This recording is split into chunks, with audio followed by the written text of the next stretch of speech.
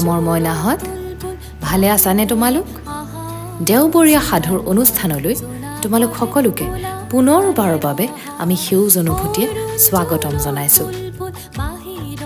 সাধুৰ সফুৰাৰ আজিৰ 18 নম্বৰ এপিছ'ডটোত এটা বৰ মজাৰ সাধুলৈ তোমালোকৰ ওচৰলৈ আহিছোঁ। সাধুটো ক'ৰ বাৰু? একেই বুঢ়িয়াৰ সাধুৰ। সাধুটোৰ নাম হ'ল লটকন। লটকন নামটো বাৰু চিনাকি লাগিছে নেকি? আহাচোন শুনো। এখন দেশত লটকন নামেৰে এটা বৰ দুখীয়া বামুণ আছিল। বামুণৰ ঘৈণীয়েকজনী বৰ মুখ চোকা আছিল। গিৰিয়েকে টকা পইচা ঘটি আনিব নোৱাৰে দেখি তাই সদায় গিৰিয়েকক গালি পাৰি থাকে। ঘৈণীয়েকৰ দপালনি খাই খাই এদিন বামুণৰ মনত বৰকৈ বেজাৰ লাগিল। সি ভাবিলে, মই ঘৰৰ পৰা ওলাই যাওঁ, ধন ৰূপ এগাল ঘটিব নোৱাৰালৈকে উভতিয়ে নাহোঁ যা। ইয়াকে ভাবি বামুণ পুৱাই ঘৰৰ পৰা ওলাই গুচি গ'ল। বামুণ যাওঁতে যাওঁতে বেলি দুপৰ হ'ল। তেতিয়ালৈকে তাৰ পেটত খুদ কণ এতিয়াও পৰা নাই। ভোকে পিয়াহে বামুণক জৰ্জৰিত কৰিলে। এনেতে আলিৰ কাষতে বামুণে মিঠৈৰ দোকান দেখি ওচৰ চাপি গ'ল। দুপৰীয়া মিঠৈৰ দোকানৰ গৰাকীটোৱে খাই বৈ উঠি তাৰ 8 বছৰীয়া পুতেকক দোকানৰ ৰখীয়া পাতি সিটো কোঠালিত অলপ শুইছিল। বামুণ দোকানৰ ওচৰত থিয় হ'লত ল'ৰাটোৱে সুধিলে, তোমাৰ নাম কি? তোমাক কি লাগে? বামুণে উত্তৰ দিলে, মই মিঠৈ খাবলৈ আহিছোঁ, মোৰ নাম মাখি। এই বুলি বামুণে তপকে মিঠৈ মুখত সুমুৱাবলৈ ধৰিলে। বামুণৰ কাম দেখি ল'ৰাটোৱে বাপেকক মাতি ক'লে, উপাই, মাখিয়ে মিঠৈ খালে। বাপেকৰ চিলমিলকৈ টোপনি আহিছিল। পুতেকে তাৰ টোপনি ব্যাঘাত কৰা দেখি সি আমনি পাই উত্তৰ দিলে, মাখিয়ে মিঠৈ খাইছে যদি খাওক, মোক দিগদাৰ কৰি নাথাকিবি। এই কথা শুনি বামুণে লাহেকৈ ল'ৰাটোক ক'লে, শুনিলি এতিয়া? তোৰ বাপেৰে মোক মিঠাই খাবলৈ কৈছে। এই বুলি বামুণে মিঠৈবোৰ খাই আধ্যা কৰিলে। ল'ৰাটোৱে দেখি সহিব নোৱাৰি আকৌ ৰিঙিয়ে বাপেকক ক'লে, মাখিয়ে মিঠৈবোৰ খাই আধ্যা কৰিলে। এইবাৰ বাপেকে ভেকাহি মাৰি দি ক'লে, আধ্যা কৰিছে যদি কৰক, তই ইয়াতকে পাই নাথাকিবি। ল'ৰাটোৱে এই কথা শুনি বাপেকক কথাটো ভালকৈ বুজাই ক'বলৈ ভিতৰলৈ উঠি গ'ল। আৰু সেই সুৰুঙাতে বামুণে মিঠৈৰ দোকানীৰ হাতনি পেৰাটো তাতে পৰি থকা দেখি তাৰ পৰা দুকুৰি ৰূপ উলিয়াই লৈ পলাই উদ্ধং কৰিলে। ল'ৰাটোৱে বাপেকক জগাই মাখিয়ে মিঠৈ খোৱা কথাটো আহি ক'লত বাপেকে বাহিৰলৈ ওলাই আহি দেখিলে যে তাৰ মিঠৈ এটাইবোৰ খালে। সি তেতিয়া ল'ৰাটোক বৰকৈ খং কৰিলত ল'ৰাটোৱে ক'লে, মই দেখোন আগৰ পৰা কৈয়ে আছিলো মাখিয়ে মিঠৈবোৰ খালে, তুমিহে ক'লা খাওক। বাপেকে ক'লে, হেৰ' তই কৈছ মাখিয়ে মিঠৈ খাইছে বুলি, মানুহে খাইছে বুলি নকলি কিয়? পুতেকে উত্তৰ দিলে, সি মোক তাৰ নামটো মাখি বুলি কৈছিল। বাপেকে কোনফালে মানুহটোক পলাই গ'ল পুতেকক সুধি লৈ তাৰ ঘোঁৰাটোত লৰালৰিকৈ উঠি সেইফালেদি খেদি গ'ল। বামুণে মিঠৈ খাই বেগা বেগিকৈ পলাই গৈ থাকি ভাগৰ লাগি বাটৰ কাষৰ গছ এজোপাৰ তলতে বহি জিৰাইছিল। এনেতে হঠাৎ হাবিৰ পৰা এটা গাহৰি ওলাই আহি বামুণৰ ফালে চোচা ল'লে।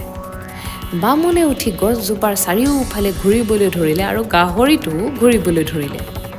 এইদৰে দুয়ো ঘূৰি থাকোঁতে এবাৰ বামুণে খপকে গাহৰিটোৰ নেজত ধৰিলে।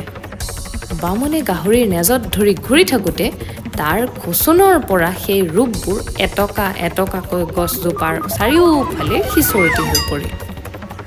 বামুণে গাহৰিৰ নেজডাল এৰিব নোৱাৰা হ'ল, কাৰণ এৰিলেই তাক গাহৰিয়ে সাং কৰিব।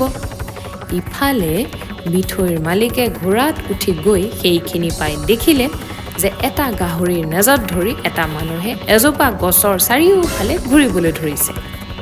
সি সি সেইখিনিতে তাৰ ঘোঁৰাটো ৰখাই ঘোঁৰাটোৰ পিঠিৰ পৰা নামি বামুণক সুধিলে, ককাই তুমি গাহৰিটো নেজত ধৰি তাক এইদৰে ঘূৰাই আছা কিয়? বামুণে উত্তৰ দিলে, তোমাৰ কথা উত্তৰ দিবলৈ মোৰ আজৰি নাই। তুমি জানো দেখা নাই সেই টকাবোৰ? সি ক'লে, দেখিছো। বামুণে ক'লে, গাহৰিটোৱে এইদৰে ঘূৰাই থাকিলে গাহৰিটোৱে পাকে প্ৰতি ৰূপ লাদি দিয়ে, সেই দেখি ঘূৰাই আছো। মিঠৈৰ দোকানীয়ে এই কথা শুনি ভাবিলে, আজি মোৰ অনেক টকা লোকচান হৈছে। যদি এইদৰে এগাল টকা ঘটি ল'ব পাৰোঁ তেন্তে ভালেই হয়। ইয়াকে ভাবি সি বামুণক ক'লে, ককাই মোকো পাক চেৰাই ঘূৰাবলৈ দিবানে? ময়ো বৰ বিপদত পৰিছোঁ। মোকো যদি পাক চেৰে গাহৰিটো ঘূৰাই টকা চেৰেক ৰূপ ঘটিবলৈ দিয়া বৰ উপকাৰ হয়। এটা যোৱা চোৰে মোক আজি বৰকৈ ঠগি মোৰ বহুত টকা চুকুৱাই দিলে। তাৰ কথা শুনি বামুণে ক'লে, তুমি হৈছা বিপদৰ পথিক। তোমাক উপকাৰ কৰিলে মোৰ পুণ্যহে হ'ব। বাৰু ঘূৰোৱা। এই বুলি সি ঘূৰি থাকোঁতেই গাহৰিৰ নেজডালত মিঠৈৰ দোকানীক ধৰিবলৈ কৈ দোকানীয়ে ধৰিলত হাউতকৈ নিজে এৰি দি লৰালৰিকৈ ৰূপবোৰ গোটাই লৈ দোকানীৰ ঘোঁৰাটোৰ পিঠিত উঠি ঢাপলি মেলি গুচি গ'ল। আৰু দোকানীয়ে গাহৰিৰ নেজডাল এৰিব নোৱাৰি ঘূৰি থাকিবলৈ ধৰিলে, কাৰণ নেজডাল এৰি দিলেই গাহৰিয়ে তাক মাৰি পেলাব। বামুণ ঘোঁৰাত উঠি ভালেমান বাট গৈ গধূলি এঘৰত আলহী হ'লগৈ। ৰাতি সি তাতে খাই বৈ শুই থাকি ৰাতিপুৱাৰ আগতেই তাৰ ঘোঁৰাটো য'ত বান্ধি থৈছিল তাত ঘোঁৰাটোৰ মুখৰ আগৰ ঘাঁহবোৰৰ ভিতৰত ৰূপ 10 টকা সুমুৱাই থৈ গুচি আহি আকৌ শুই থাকিলহি। ৰাতি ভালকৈ পুৱালত গৃহস্থ শুই উঠিল। আলহী বামুণেও উঠি লৰালৰিকৈ গৃহস্থক দেখুৱাই ঘোঁৰাটোৰ মুখৰ আগৰ ঘাঁহবোৰ জোকাৰি ৰূপ 10 টকা উলিয়ালে। গৃহস্থই দেখি আচৰিত মানি কি কথা কি ব্যৱস্থা তাক সুধিলত সি ক'লে, এই ঘোঁৰাটোৰ খাবলৈ বাকী থকা ঘাঁহবোৰৰ পৰা নিতৌ ৰাতিপুৱা 10 টকাকৈ ৰূপ পাওঁ আৰু তাৰে প্ৰতিপালিত হওঁ আৰু। বামুণৰ কথা শুনি গৃহস্থৰ লোভ লাগিল। সি ঘোঁৰাটো বামুণৰ পৰা কিনি ল'বলৈ বৰকৈ জোৰ কৰিলে। দৰ দস্তুৰ কৰি সি 600 টকা ৰূপত বামুণৰ পৰা ঘোঁৰাটো কিনি ল'বলৈ ওলালে। বামুণে প্ৰথমতে নিদিওঁ নথওঁকৈ শেষত ক'লে, বাৰু আৰু আঢ়ৈ কুৰি অৰ্থাৎ 650 টকা দিয়া আৰু মই ঘৰলৈ যাবলৈ তোমাৰ ঘোঁৰাটো দিয়া। তুমি নেৰা যেতিয়া মোৰ ঘোঁৰাটো লোৱা আৰু। গৃহস্থই তাতে মান্তি হৈ 650 টকা আৰু নিজৰ ঘোঁৰাটো বামুণক দি বামুণৰ ঘোঁৰাটোত ল'লে। আৰু বামুণে লৰালৰিকৈ টোপোলা বান্ধি ৰূপগাল লৈ গৃহস্থই দিয়া সেই 9 ঘোঁৰাত উঠি গুচি আহিল। আগে যি বাটেদি বামুণ গৈছিল সেই বাটেদিয়েই উভতি আহোঁতে সি সেই গছৰ তলত মিঠৈৰ দোকানীয়ে তেতিয়ালৈকে গাহৰিটোৰ নেজত ধৰি ঘূৰি থকা দেখিলে। বামুণক দেখি মিঠৈৰ দোকানীয়ে মাত লগালে, মোক ভাল ঠগিলা। ৰূপো নাই অথচ গাহৰিটো নেজত ধৰি ঘূৰি ঘূৰি লেবেজান হলো। বামুণে উত্তৰ দিলে, ককাই মই তোমাক ঠগোৱা নাই নহয়।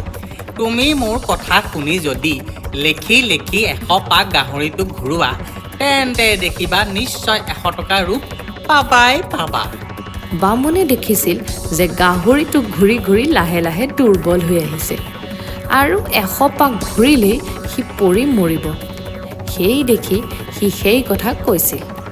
বামুণে এইদৰে মিঠৈৰ দোকানীক কৈ ঘোঁৰা চেকুৰাই গুচি গ'ল। দোকানীয়ে অলপ উশাহ পাই ঘূৰাই থাকোঁতে অলপ পৰৰ পাছত গাহৰিটো পৰি মৰি থাকিল। তাৰ পিছত দোকানীয়ে ৰক্ষা পৰিলোঁ বুলি ভাবি তাৰ ঘৰলৈ উভতি গুচি আহিল। বামুণে ঘৰ পাই বামুণীৰ হাতত টকা গাল পেলাই দি ক'লে, ল এইবোৰ। ৰূপবোৰ দেখি বামুণীৰ মহা আনন্দ মিলিল। আৰু আমাৰো কাপোৰ কানি ক'লা হ'ল। আমিও ঘৰলৈ উভতি আহিলোঁ। শুভৰাত্ৰি মইনাহঁত।